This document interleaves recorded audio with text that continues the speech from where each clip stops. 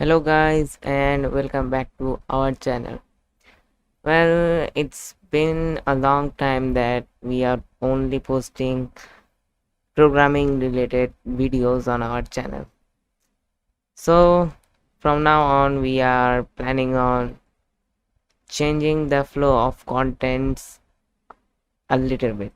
So from now on we are going to also give you some PC build guides. It's basically give you some ideas on what parts to choose if you are looking for a PC. And yeah, it's a difficult time to build a PC as the global silicon chip shortage has increased in a higher number. So most of us cannot get hands on our desired graphics card. So that's a pretty bad thing.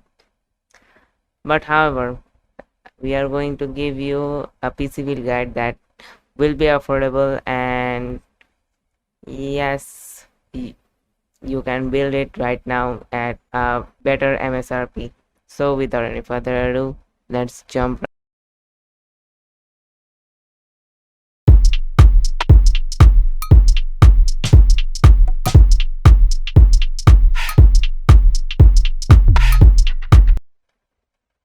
So what kind of PC build guide we are giving?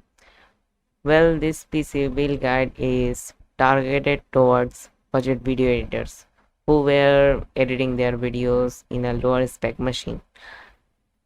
So most of the people will say, hey, why we are not going with a MacBook or a laptop?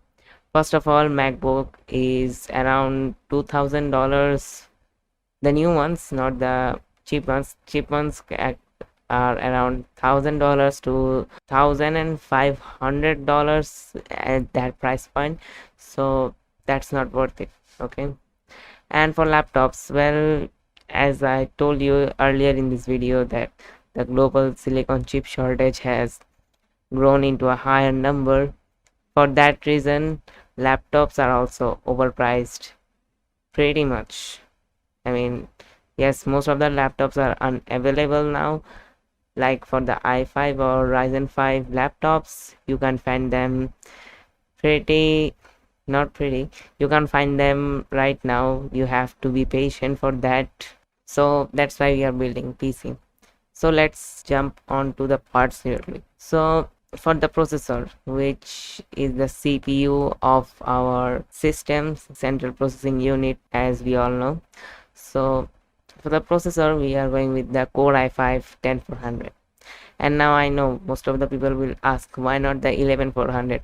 Well, at the time of writing, 11 gen is not launched yet, so we are not giving any 11 gen related parts here, but 11 gen has some better drawbacks than this part, so we will be suggesting some 11 gen parts also. So if after launching this video 11 gen is available and 11400 is, let's say, affordable or at the same price like our 10400, go with that.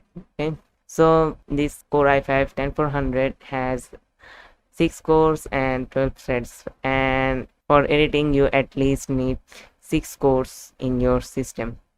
That way your editing sessions will be much smoother than a 2-core CPUs or 4-core CPUs. Yes, 4 cores can handle editing, but it won't be near smooth or near fast as 6-core CPUs like Ryzen 5 or i5 CPUs.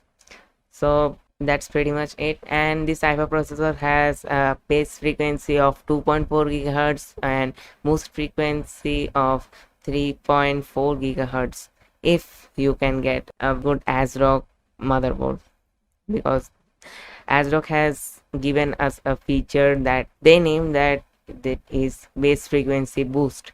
So it's pretty much same as overclocking, so you can tweak the speeds of your CPU. Yeah, that's pretty much it.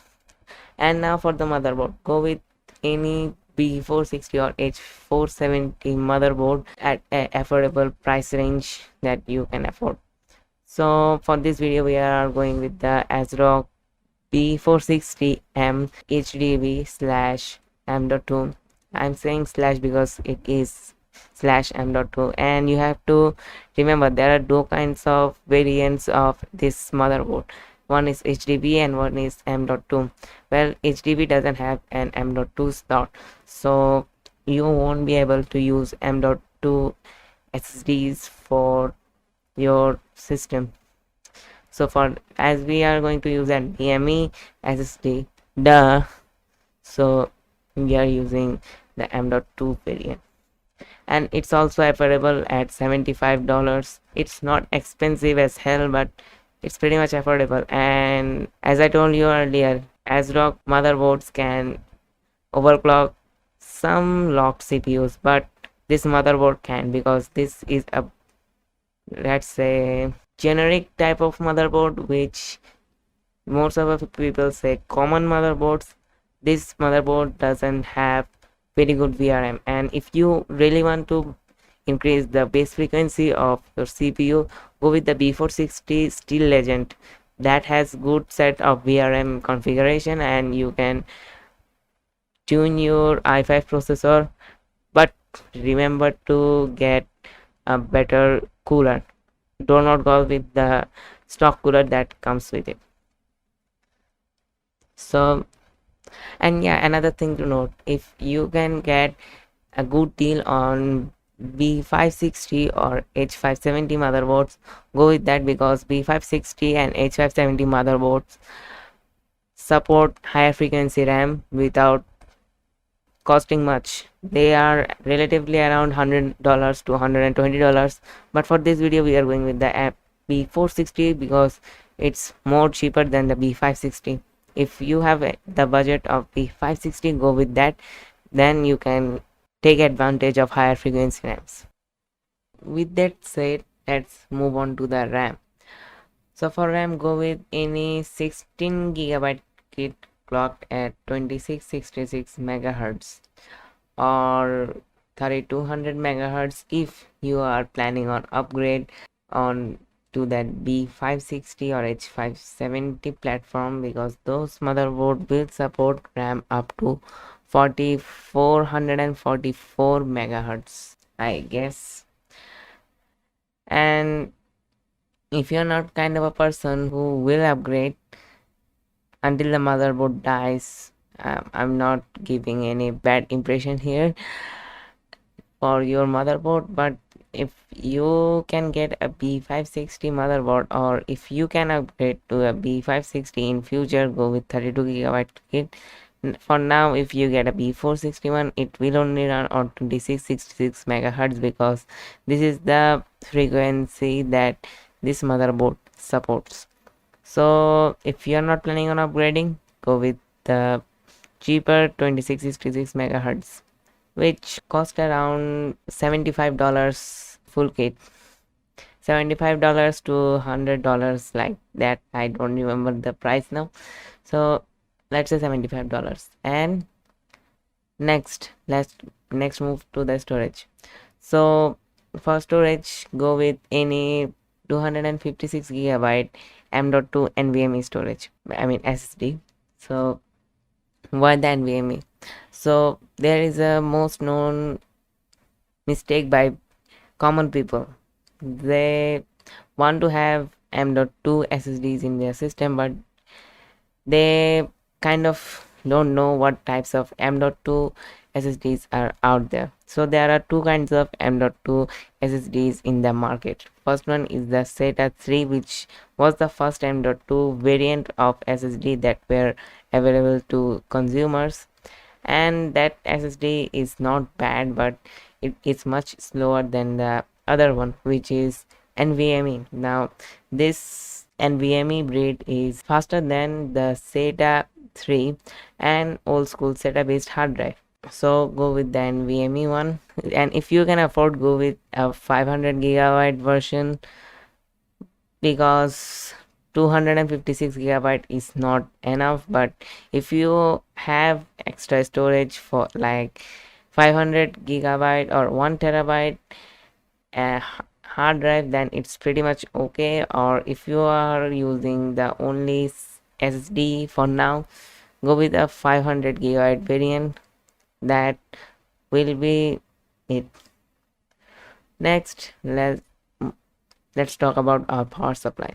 So go with any 450 watt to 500 watt 80 plus brown certified unit from a reputable manufacturer like Corsair, Antec, EVGA, Cooler Master, Thermaltake, and so on. So for this video we are going with the Corsair CP 450, which is the 450 watt 80 plus brown certified unit from Corsair, and it is pretty affordable, dare I say cheap, that you can buy right now. And as I said before, that for silicon chip shortages you can buy graphics card at MSRP. I don't know for what reasons. PSU are also coming down in availability, so that's a bad thing, because hey, PSU doesn't relies on, I mean, power supply units doesn't rely on silicon chips, so why their stock is getting limited time by time? I think for the pandemic. Now for the case, go with any $20 to $30 case at your affordable price range. For this video we are going with the Cooler Master Masterbox Q300L. This case only supports mini ITX and micro ITX board, so that is why we chose an micro ITX board at the first time. Or if you have any kind of, say you want to go ITX, and another feature that I told you earlier, that B460 Steel Legend from ASRock does overclocks the processor. So if you want that motherboard, you have to go with ATX cases, okay?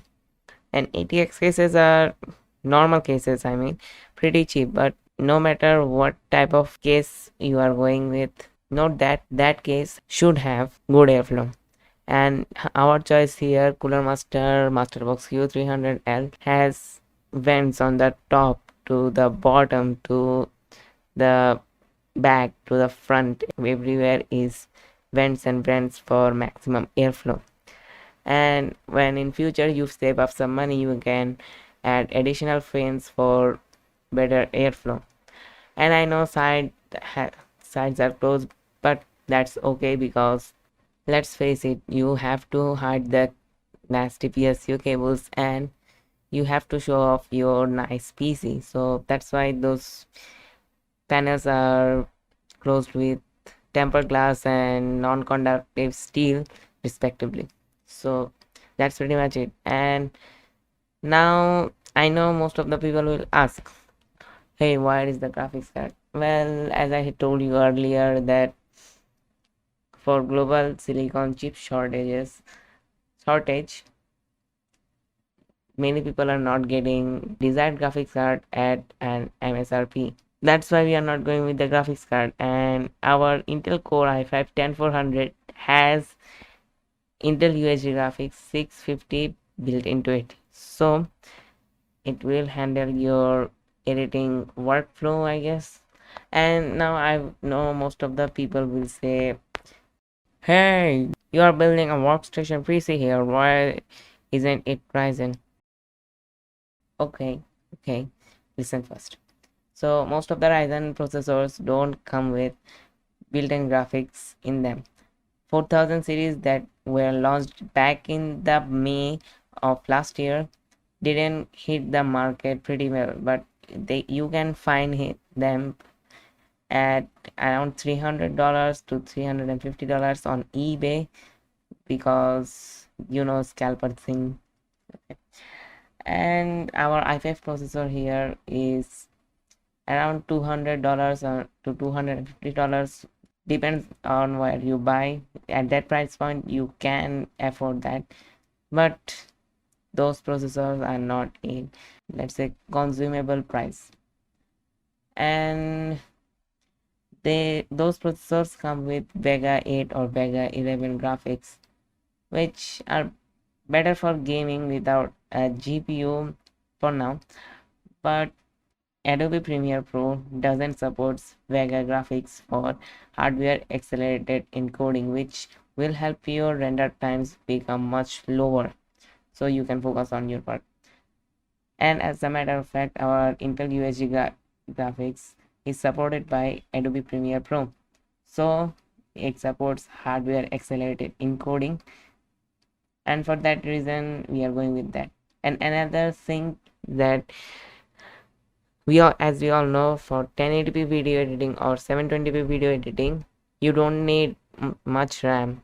Only 8 gigabytes may work, but here we are going with an iGPU system, so for that reason you have to go with 16 gigabyte kit as your RAM, because this graphics doesn't has its own VRM to operate, so it will heavily rely on system memory to work. So you are bounded to have 16 gigabytes, so your system will run perfectly. And now, as I told you that Adobe Premiere Pro supports our graphics, so you can go with that. And another thing you should know, that Adobe has already announced that their 2021, the new version of Adobe Premiere Pro won't support Intel UHD graphics, rather it will support NVIDIA's NVENC encoding, which is a Turing based architecture on NVIDIA graphics card. So for those type of encoding, you don't need a high-end NVIDIA graphics card. You can buy a 1650 Super, the GDDR6 variant, remember that. So that graphics card supports NVIDIA's NVENC encoding, which not only helps for editing, but it also helps for streamers who can't afford a capture card, but in that case they can stream with their NVENC encoder in their GPU. So that's a nice feature by NVIDIA. And I'm not hating on AMD for GPU.